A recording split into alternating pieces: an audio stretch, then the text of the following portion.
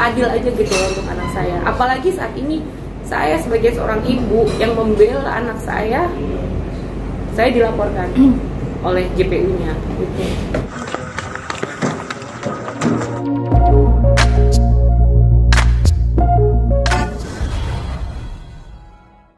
Baik, terima kasih untuk rekan-rekan semua yang selalu memberikan perhatian buat perkara yang kami hadapi. Kami dari selaku kuasa hukum dari Ibu Yuyun datang ke gedung Kejaksaan RI untuk membuat laporan secara resmi terkait adanya dugaan penyalahgunaan wewenang yang dilakukan oleh oknum jaksa. Oknum jaksa tersebut bertugas di wilayah Tangerang Kota. Adapun penyalahgunaan tersebut antara lain adalah oknum jaksa ini meminta uang sebesar 1 miliar kepada klien kami Ibu Yuyun untuk sebagai jaminan terkait kasus yang dihadapi oleh anaknya dari Ibu Yuyun, yaitu terkait kasus Undang-Undang ITE. Selain meminta uang, oknum jaksa ini juga melakukan pengancaman lewat WhatsApp karena uang 1 miliar tersebut tidak diberikan oleh Ibu Yuyun. Ibu Yuyun bertanya-tanya, kok sampai uang 1 miliar? Ini kan cara-cara yang tidak benar yang dilakukan. Bukan masalah Ibu Yuyun tidak punya atau punya uang atau tidak benar, tetapi ini kan sangat tidak masuk di akal. Oknum jaksa ini meminta uang 1 miliar. Nah, akibat tidak diberikan uang 1 miliar tersebut, maka oknum jaksa ini melakukan pengancaman dan melaporkan klien kami Ibu Yuyun ke pihak kepolisian terkait dugaan penganiayaan. Artinya dia menuduh bahwa Ibu Yuyun melakukan penganiayaan kepada oknum jaksa ini.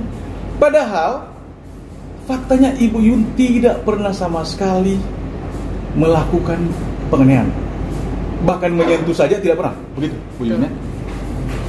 Ini yang kami sangat sayangkan gitu. Kami sama-sama aparat penegak hukum. Kami juga lawyer aparat penegak hukum. Jadi kalau ada rekan-rekan oknum seperti ini, maka kami akan melawan. Bukan orangnya, tapi cara-cara yang tidak benar. Ini cara-cara yang tidak benar dan menghalalkan segala cara. Ini yang kami fokuskan tadi untuk melakukan pelaporan secara resmi di gedung Kejaksaan RI, tepatnya di Jamwas. Demikian untuk sementara rekan-rekan. Oke, mungkin jawaban atau tanggapan dari pihak kejaksaan sendiri seperti apa, Bang? Mungkin tadi setelah mendatang. Oke. Adapun jawaban atau respon dari pihak Jamwas, kami laporan kami terima, kemudian dibuat terima, lalu kami menanyakan apakah bisa langsung kami melakukan diskusi dengan pihak Jamwas, tapi dari pihak petugas menyatakan tunggu selama 1 minggu. 1 minggu kemudian akan mereka memberikan respon. Dan laporan kami, makanya kami memohon kepada pihak Jamwas untuk mengawasi laporan kami, laporan Yuyun, dan juga kami memohon kepada Bapak Jaksa Agung untuk melakukan pengawasan dan laporan kami ini segera ditindaklanjuti. Karena oknum-oknum seperti ini tidak bisa dibiarkan. Ini merusak bangsa dan negara. Dan yang mereka melakukan hal ini kepada rakyat kecil. Itu yang kami dapat respon daripada petugas Jamwas. Demikian. Bang, ini kalau pihak jaksa minta duit 1,5 buat apa, Bang? Permintaan 1 miliar oleh oknum ini menurut keterangan Ibu Yuyun sebagai jaminan untuk penangguhan. Rekan-rekan bisa bayangkan uang 1 miliar nggak masuk di akal. Kan begitu. Ini salah satu dugaan pemerasan, pemaksaan kepada rakyat kecil. Kira-kira begitu.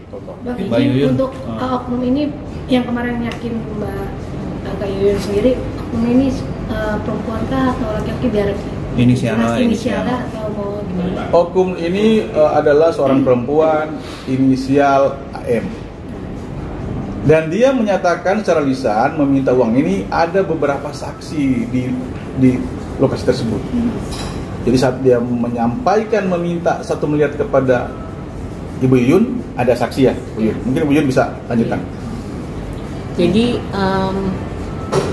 pada waktu itu di kejaksaan di kantor, kemudian si jaksa, saya boleh sebut nama nggak bang? Inisial. Fotonya juga ada sebenarnya, saya udah pengen share gitu. Jadi saya benar-benar merasa jaksa ini sangat arogan sekali gitu kan. Jadi sudah anak saya dikriminalisasi di tingkat Polres, kemudian anak saya dijebak dengan dalil untuk di tahap 2 kan. Tetapi katanya untuk diversi, ternyata saya baru tahu bukan diversi sebenarnya, itu dikonfrontir gitu kan dengan beberapa banyak kejanggalan-kejanggalan dan pemaksaan yang dilakukan oleh JPU ini kan. Jadi selain pertama pada waktu di sana BAP anak saya sudah diketik, sudah jadi gitu kan. Terus anak saya dipaksa untuk tanda tangan tanpa didampingi oleh saya. 1 gitu kan. Pada saat itu saya juga sempat protes. Saya bilang, ini kapan wawancaranya? Kok ibu sudah jadi BAP-nya? Saya bilang gitu. Ini kan kesimpulan saya untuk dakwaan. Kalau ibu tidak mau tanda tangan, ya berarti ibu tidak kooperatif, katanya gitu. Nanti aja dibantah di persidangan. Jadi sepertinya sudah disetting bahwa itu sebenarnya akan dimajukan untuk naik ke sidang gitu. Dan kemudian yang kedua lagi, si JP Wana ini juga kan di situ ada 3 terdakwa, termasuk anak saya. Setelah gagal diversi, seorang jaksa, oknum jaksa ini masa bisa memilih gitu kepada si pelapor. Dia bilang, anak Nindi, Anda mau milih dengan 3 terdakwa ini mana yang akan dimajukan ke persidangan? Apakah adil seperti itu? Ini kan satu perkara gitu, ya kan? Itu aja udah kayaknya udah nggak janggal gitu kan. Terus yang kedua lagi, sampai akhirnya ada permintaan uang 1 miliar yang itu secara langsung diminta oleh JPU Ana Hertati ini kepada kami ketiga orang tua dari Akbar, Ajis maupun anak saya Hari gitu kan. Pertama waktu dia minta 1, dia bilang 1 apa? 1 miliar. Saya kaget, 1 miliar. Mungkin 100 juta atau berapa gitu kan. Ternyata 1 miliar. Ada saksi. Ada saksi. Saksinya di situ orang tuanya dari terdakwa Akbar, Muhammad Akbar. Terus yang kedua orang tua dari Yusuf Ajis. Terus saya. Kemudian ada si Umbu yang bekerja sama dengan, ternyata saya dijebak oleh Umbu ini adalah orang dari oknum Polres maupun oknum JPU gitu. Karena itu nanti akan berkaitan dari screenshot dari chatan sebelum adanya pengancaman dari JPU. Jadi ada tektokan antara JPU Ana dengan si Umbu tersebut gitu loh. Nah kemudian juga ada dari lawyernya juga dari Posbakum dari pihak 2 terdakwa itu gitu. Jadi di situ ada saksi secara langsung diminta 1 miliar. Kemudian sampai saya mau pulang pun masih ditanya, bagaimana Bu mengenai uang 1 miliarnya? Saya aja baru nyesek, akan berpikir gitu kan istilahnya, kok sampai sejauh ini. Akhirnya dia masuk lagi ke dalam terus dia keluar lagi. Terus dia bilang, kalau seandainya itu BPKB mobil atau BPKB motor juga boleh. Loh kok ini jadi kayak tawar-menawar seperti di pasar gitu loh itu. Udah anak saya tidak melakukan apa yang disangkakan, dibuat sedemikian rupa dengan dipelintir dengan menurut kesimpulan dia untuk membuat dakwaan dengan BAP yang sudah udah dibuat. Kemudian dari pihak Bapak Sumadi yang pada saat itu juga ada, litmasnya juga sudah jadi tanpa kami ini, saya sebagai seorang ibu dan juga anak saya masih di bawah umur gitu, jadi saya merasa ditekan gitu loh, di sini ditekan, diperas dan diancam. Akhirnya sampai ada screenshotan dari pembicaraan antara JPU dan si Umbu itu, bahwa bagaimana Bu, ini sudah ditanya jaksa, kalau Ibu tidak memberikan uang 1 miliar itu, anak Ibu akan dijemput. Diancam lah. Jadi bayangkan aja Mas, bagaimana secara psikis saya maupun anak saya gitu. Istilahnya sudah difitnah, kemudian diancam, diperas, diperlakukan semena-mena. Kemudian dalam keadaan anak saya juga sakit kan, istilahnya itu. Terus seolah mereka yang paling benar, mereka yang kuat, yang berkuasa, mereka yang punya uang, mereka yang bisa menghalalkan segala cara gitu menekan kami sebagai rakyat kecil gitu. Jadi saya benar-benar merasa tertekan sekali gitu saat itu gitu. Bang, tapi selain mau melapor ke Kejagung, akan melapor ke KPK juga nggak Bang? Oke, untuk sementara kami memang buat laporan dulu ke Kejagung, nanti kemudian itu akan kita tunjukkan untuk kita akan laporkan ke beberapa lembaga asosiasi. Kemudian perlu juga kami sampaikan kepada rekan-rekan bahwa tujuan utama juga kedatangan klien kami Ibu Yuyun untuk melaporkan ke Kejagung adalah semata-mata untuk mencari keadilan. Karena tadi ada dugaan oknum jaksa yang menyalahgunakan kewenangan, terutama terkait kasus anak daripada Bu Yuyun yang terkait kasus Undang-Undang ITE, yaitu penyebaran video porno. Nah, yang menjadi pertanyaan besar pada saat putusan pengadilan, anak Ibu Yuyun diputuskan 1 tahun 6 bulan penjara. 1 tahun, pertama 1 tahun dulu. 1 tahun dulu. Kemudian banding menjadi 1 tahun 6 bulan. Nah, yang menjadi pertanyaan besar, si 2 pelaku utama yang menyebarkan video tersebut, yaitu Saudara Akbar dan Saudara Aziz, itu divonis, diputus cuma 3 bulan penjara. Ini yang menjadi keberatan, ketidakadilan. Makanya saya bilang tadi, tujuan utama juga Ibu Yuyun datang ke Kejagung untuk mencari keadilan. Di dalam Undang-Undang ITE pasal 27 ayat 1 menyatakan bahwa barang siapa dengan sengaja menyebarkan dokumen elektronik yang muatannya kesusilaan dikenakan pidana. Artinya yang 2 orang pelaku utama yang menyebarkan video porno baru foto-foto tersebut. Sementara anak daripada Ibu Yuyun, klien kami, Hari, tidak pernah menyebarkan video dan foto-foto porno tersebut.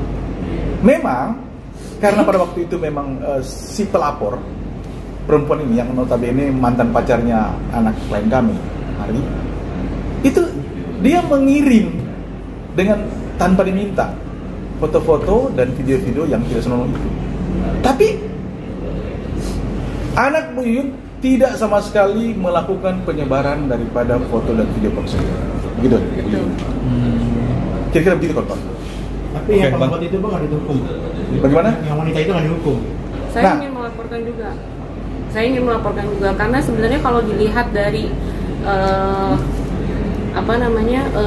melihat gitu dari pihak oknum polisi maupun JPU, harusnya dia berpikir, dia membuat perempuan itu, si pelapor itu membuat video dengan happy, video asusila dengan memakai seragam binus, seragam sekolahnya dia, Binus Serpong, kemudian diposting ke TikTok pribadinya sendiri. Artinya dia kan juga penyebar dan pembuat, yang harusnya justru yang dia yang ditangkap, ibaratnya seperti itu gitu kan. Nah, kemudian dia dikeluarkan dari sekolah, lalu salah anak saya di mana gitu. Jangan dilimpahkan ke anak saya gitu, karena itu sudah putus lama, udah setahun yang lalu. Anak saya pacaran selama 2 tahun, hanya ketemu 3 kali karena itu LDR gitu kan. Kemudian perempuan ini dengan sukarela selalu memberikan video-video gitu, apalagi kalau sedang marahan nanti merayunya bikin video gitu, yang rasanya anak umur 16-17 tahun kalau dia bukan player gitu kan istilahnya, saya rasa mungkin harus diperiksa juga kejiwaannya gitu. Menurut saya perempuan itu, makanya saya akan melaporkan ini gitu loh, karena anak saya merasa dijebak gitu loh. Apakah orang tuanya tahu kelakuan perempuan ini gitu, bahwa istilahnya tahu nggak sih ini anaknya seperti ini kelakuannya kayak gitu kan. Nah terus yang saya sangat sedih juga gitu kan, anak saya diputus 1 tahun di pengadilan negeri, kemudian yang pelaku si Akbar dan Ajis itu yang menyebarkan dan juga menjual ibaratnya, tapi hanya dituntut 7 bulan. Anak saya dituntut 1,6, diputus 1 tahun. Lalu yang 2 itu dituntut 7 bulan, diputus 3 bulan dan tidak dibanding maupun tidak dikasasi. Tapi anak saya dibanding dan juga dikasasi. Dan sedihnya pada waktu setelah putusan, saya kan juga boleh dong protes, saya mau menggunakan hak saya untuk banding.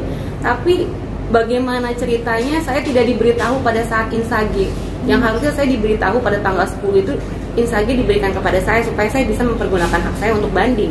Tapi ternyata gimana ceritanya saya baru tahu dari tanggal 21 semua berkas gitu, ternyata yang sudah banding JPU-nya, putusan banding keluar setelah 5 hari. Masa seperti itu, secepat itu gitu loh. Jadi rasanya saya dibuat supaya saya harus menerima aja gitu. Anak saya harus sesuai dengan apa yang mereka mau aja kayak gitu loh. Jadi rasanya nggak adil aja gitu loh untuk anak saya. Apalagi saat ini saya sebagai seorang ibu yang membela anak saya dilaporkan oleh JPU-nya gitu.